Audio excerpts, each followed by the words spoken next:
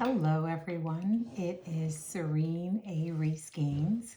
I am the CEO and founder of Brainy HR Solutions, and we are, as you know, a human resources consulting firm. And so today's message really comes on the heels of what we know, particularly as individuals who are operating in business environments and HR professionals. It is a time of significant change. The landscape is changing significantly. And while we're in the midst of that and so many things are unfolding, there are many truths that we know continue to ring as important for us as business leaders and as HR professionals. What I will say is, I know that a lot of people have been very concerned about the changing landscape, but I want to kind of bring us back to why we are leaders and why we have honed into this space of human resources. One of the reasons why HR and business leadership is so important is because we have to serve so many. On the one hand, we have to focus on ensuring that we are doing what is best for the business. And on the second, we have to make sure that we're always amplifying and creating equity for employees. Even in the midst of all of the changes that are happening, those things remain true. Accessibility is always very important. We know that.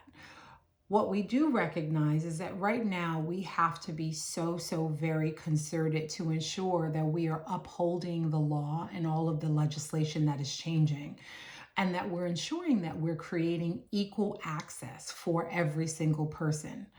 You know, through the work that I have done over the years and how I have done this work, it has always been through the lens of inclusion, where no one is left out.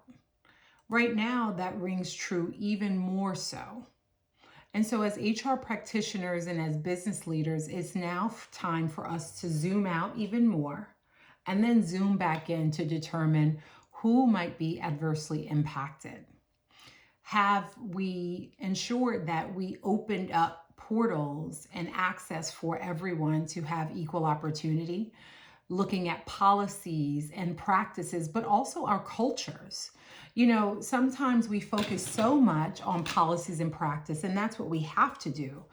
But in that, sometimes we overlook how we actually show up and the characteristics that are then heightened or elevated or incentivized. That really does determine who we are as organizations and if we're equitable and speaking what we said that we were going to commit to.